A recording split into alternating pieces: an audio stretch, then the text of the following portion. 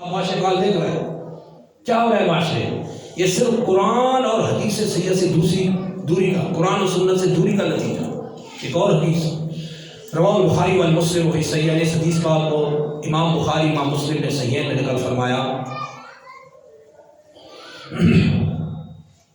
عن زید بن خالد الجہنی رضی اللہ عنہ، حضرت زید بن خالد جوہنی رضی اللہ عنہ سے قال فرماتے ہیں صلی لنا رسول اللہ صلی اللہ علیہ وسلم صلاۃ الفجر بالحدیبیہ علی آثار السماء کانت من اللیل.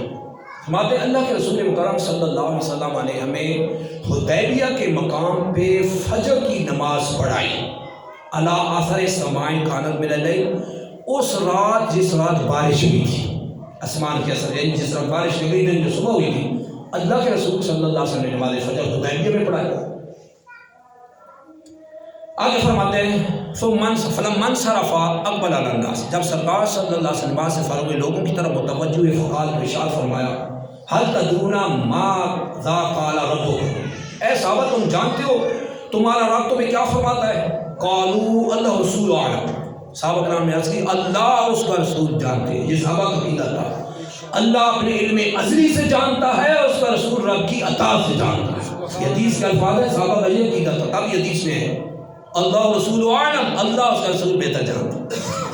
فقال، تو سرکار صلی اللہ علیہ وسلم قال، اللہ فرماتا ہے، اللہ فرماتا ہے، اللہ فرماتا ہے اصفى من عبادی من یؤمن بی وکافر، اصفى من عبادی من یؤمن بی. صبح کے وقت کچھ لوگ ایسے ہوتے ہیں کہ وہ مجھ پہ ایمان لانے والے ہوتے ہیں، اور کچھ وہ بھی ہوتے ہیں جو میرے کافر ہوتے ہیں، جو میرا انکار کرتے ہیں. فقال، پھر آگے فرمایا اللہ کرم جل شان فرماتے ہیں، حدیث کے آگے الفاظ ہیں فاما من قال، وہ جو یہ کہتا ہے مطرنا بفضل اللہ و برحمتی فهو مؤمن بی کافر بالکواکب، وہ جو یہ کہتا ہے کہ ہمیں جو بارش دی گئی ہے یہ اللہ کے فضل اس کی رحمت سے دی گئی ہے، وہ مجھ پہ ایمان لانے والا ہے، ستاروں کا کافر ہے، ستاروں کا انکار کرنے والا. جن یہ بتا ٹھیک ہے. وَأَمَّا مَنْ قَالَ مُطِرْنَا بِنَوْءٍ كَذَا وَكَذَا، اور کوئی یہ کہے کہ ہمیں فلاں ستارے کی وجہ سے بارش دی گئی ہے، فَهُوَ كَافِرٌ بِي فَذَلِكَ كَافِرٌ بِي، تو یہ وہ بندہ جو میرا منکر ہے، جو میرا کافر ہے، جو میرا انکار کرنے والا ہے. مؤمن بالکواکب، یہ ستاروں بھی ایمان رکھتا ہے. اس میں دو وجہ ہیں.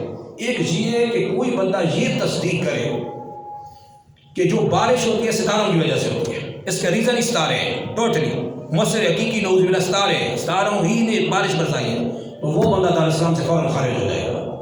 لیکن اگر کوئی یہ کہتا ہے کہ ستارے تو بارش نہیں برساتے مگر فلاں ستارہ فلاں جگہ ہے تو بارش اس کی وجہ سے ہوئی ہے، برسائی اللہ نے مگر ایک ریزن یہ ہوا ہے، تو اگرچہ یہ صراحتاً کفر تو نہیں مگر مکروہ تنزیہی یہ بھی ہے، یہ بھی ٹھیک نہیں، ایسا نہیں کہنا چاہیے.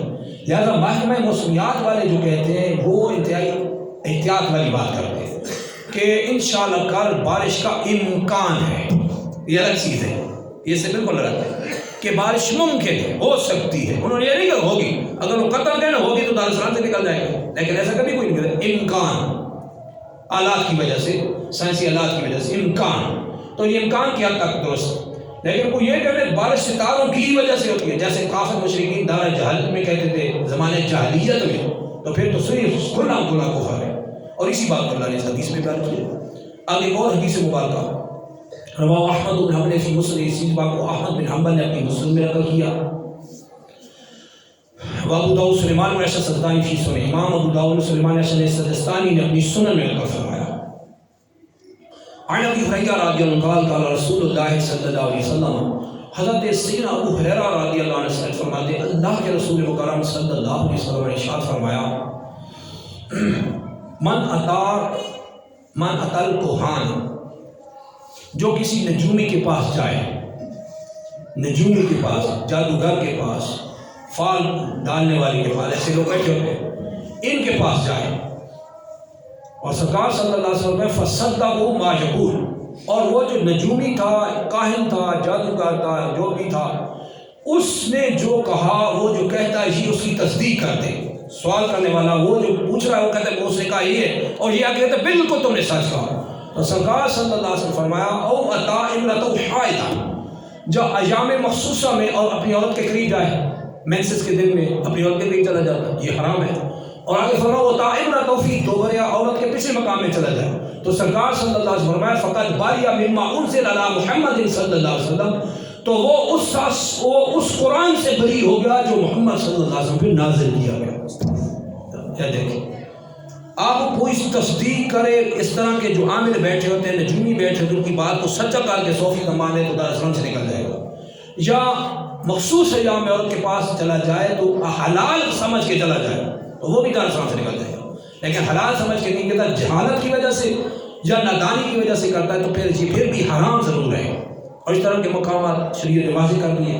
ہمارے معاشرے میں کیا ہوتا ہے، ہر ایک دوسرے کے پاس جاتا ہے، ہاں جی کل کیا ہوگا آپ بتائیں، نجومی کے پاس جاتا ہے، کاہن کے پاس جاتا ہے، سوالات کر رہے ہوتے ہیں، ہاں جی بتائیں، اس لیٹے لے کے باتوں میں بیٹھے ہیں، لوگ قوم کا حال دیکھیں یار، قوم کدھر جا رہی ہے۔ ان کو خود کوئی سوال کرے بھائی تم فٹ پاتھ پہ کیوں بیٹھے ہو، کہ تم نگ پہن کے آسمان پہ کیوں نہیں چڑھتے، ہیرا ڈال کے اس ایک جو مدری تم نے پہن رکھی ہے، ایک رنگ، تم ساری رنگ 10 رنگیں ہاتھ میں پہننے والے پہن ہوتے 10 رنگیں اور کڑے بھی پہن رہے ہو، تو کہیں تو زمین پہ آسمان پہ کیوں نہیں گئے؟ یہ خود زمین پہ فٹ پاتھوں پہ رول رہے ہیں، اور قوم یہ ان کے پاس جا رہی کہ ہمیں جی ناگ ڈالو، جی ہمیں یہ ناگ ڈالو، تو ہمیں یہ پتھر ڈالو تو ہم آسمان پہ چڑھ جائیں گے، ہماری قسمت ٹھیک ہو جائے گی۔ قسمت وہ ہے جو اللہ نے مخلوق کی پیدائش سے 50,000 سال پہلے لکھ دی، وہی ملے گی، ان لکھوں والوں سے ملے گی۔ یہ ہمارے معاشرے کی جہالت حقیقت ہے، ان کی دکانیں چل رہی ہیں۔ اگر معاشرے میں یہ قرآن و سنت کی تعلیمات عام ہوتی نا تو کبھی کوئی ان کے پاس اس طرح نہ جاتا، اور نہ ہمارے گھر اجڑتے۔ تعویذات کا دیکھیں تو وہ بھی زور، اندھا زور، اور اس طرح کی خرابیاں خرافات چل رہی ہوتی ہیں۔ ایک اہم بات کر دوں کہ اگر جادوگر کفریہ کلمات لکھ کے جادو کرتا ہے، وہ دراصل سے نکلے گا، اس کے ماننے والے بھی نکلیں گے۔ اور ایسے کے بارے میں حکم شرع یہ ہے کہ جو گھروں کے گھر اجاڑتا ہے اور لوگوں کی جانیں مرواتا ہے، یعنی جادو کے ذریعے جانیں مروائی جا سکتی ہیں۔ اعلیٰ حضرت عظیم البرکت مجدد دین ملت امام احمد رضا رضی اللہ عنہ نے فتاوی رضویہ سے تفصیل سے بحث فرمائی کہ جادو کے ذریعے بندے مروائے جا سکتے ہیں۔ ہم نے دیکھا ہے، ایسا ہوتے دیکھا ہے، مر جاتے ہیں، اس طرح سخت اثرات ہوتے ہیں۔ تو ان کے لیے حکم یہ ہے کہ ایسے بندوں کو مار دیا جائے، ڈاکو کا حکم ہے اس کے لیے، جس کو میں نے اس کو اڑا کے پھینک دیں۔ لیکن یہ ہوتا ہے حق میں اسلام کرے گا، عام بندے اجازت نہیں کہ ان کو مارے، یعنی ان کا دنیا میں یہ حال ہے کہ وہ ڈاکو کے حکم میں آ گئے کہ کوئی ان کو مار دے، تو بتائیں آخرت میں ان کا کیا انجام ہوگا۔ اسی لیے اللہ نے فرمایا وَلَقَدْ عَلِمُوا لَمَنِ اشْتَرَاهُ مَا لَهُ فِي الْآخِرَةِ مِنْ خَلَاقٍ، فرماتا ہے یہ جو جادو سیکھ رہے ہیں اور جادو کو خرید رہے ہیں، کرتے ہیں یہ کام، اللہ فرماتا ہے آخرت میں ان کا کوئی حصہ نہیں ہوگا، آخرت سے فارغ ہے۔ آج ہمارا معاشرہ جدھر جا رہا ہے، ضرورت اس بات کی ہے کہ ہم خیال کریں، ہر مصیبت جادو کی وجہ سے نہیں، ہر پریشانی جادو کی وجہ سے نہیں، ہر مصیبت کسی اثر کی وجہ سے نہیں، کسی تعویذات کی وجہ سے۔ تعویذات کی دنیا سے باہر آئیں، یہ شریعت میں جواز کے لیے پیش کیے گئے تھے۔ قرآن و حدیث میں جو ہے نا، حدیثوں میں باب ہے تعویذات کے، صحابہ نے استعمال کیے ہیں، اور سرکار صلی اللہ علیہ وسلم نے وہ ہے تعویذات کیا تھے وہ بھی تو دیکھے گا۔ اور آج کیا تعویذات ہے، شاپس چل رہی ہیں تعویذات کی، کیوں چل رہی ہیں؟ ہم لوگ جاتے ہیں جہاں ضرورت شرعی ہے، وہاں واقعی کوئی ضرورت ہے، واقعی کوئی جن کے اثرات ہیں ہو جاتے ہیں، تو وہاں پہ کوئی صحیح عالم اس پہ عمل کرے جو اس کو جانتا ہو، اس کی کارڈ بھی جانتا ہو۔ ہر ایک نہیں جانتا اس کو، لیکن ہمارے معاشرے میں ہر ایک لوگ بھاگتے ہیں اور پریشانی میں غلطیاں کرتے ہیں، لوگ پیسے بھی برباد کرتے ہیں، وقت بھی برباد کرتے ہیں، بہت کچھ تباہ کر دیتے ہیں۔ لہٰذا ایسوں سے بچ کے رہیں، ہوشیار رہیں، اور یہ جو معاشرے میں غلط فہمیاں ان کو دور کریں، ان کو نکال دیں۔ سرکار صلی اللہ علیہ وسلم کی تعلیمات حق ہیں، اور اللہ کے رسول صلی اللہ علیہ وسلم جو ہمیں الحمدللہ تعلیمات دے کے گئے اس پہ عمل کریں۔ یہ سورہ فلق اور سورہ ناس، یہ قرآن کی آخری 2 سورتیں ہیں، یہ اسی وجہ سے نازل ہوئی کہ سرکار صلی اللہ علیہ وسلم پہ بھی جادو کیا گیا تھا، یہودیوں نے کیا تھا۔ سرکار صلی اللہ علیہ وسلم کے کنگھے مبارک سے بال نکلوا کے اس نے جادو کیا تھا، اثر ہوا تھا، اس میں کوئی شک نہیں۔ سرکار صلی اللہ علیہ وسلم کی یاداشت مارنے میں بھی اثر پڑنے لگا۔ اللہ جل شانہ نے سورہ فلق اور سورہ ناس یہ نازل کی، اور وہ اثر ختم ہوتا گیا۔ جبریل امین علیہ السلام وہ پتلا پتھر کے نیچے سے لے کے آئے جس پہ بال مبارک پہ جادو کیا گیا تھا، 11 گریں لگائی تھی سورہ فلق و ناس میں 11 آیتیں پڑھتی گریں کھلتی گئیں. تو آپ اگر روزانہ یہ سنت پہ عمل کریں کہ سونے سے پہلے سورہ فلق، سنت ہے بخاری مسلم کی حدیث، سورہ فلق، سورہ ناس، آخری 2 سورتیں، اور قل هو اللہ احد، سورہ اخلاص. یہ ہاتھ ایسے رکھے سامنے، یہ بخاری مسلم میں سرکار صلی اللہ علیہ وسلم کا طریقہ بتایا کہ اس طرح سامنے، ایسے سامنے رکھے ادھر، اور پڑھتے جائیں ہاتھ پہ، پڑھ لینا تینوں پھونک مار پورے جسم پہ، نہ پورے جسم پہ آپ ہاتھ پھیر، دنیا کا کوئی بلا جادو جو بھی ادھر ختم ہو جائے. سرکار نے طریقہ بتایا.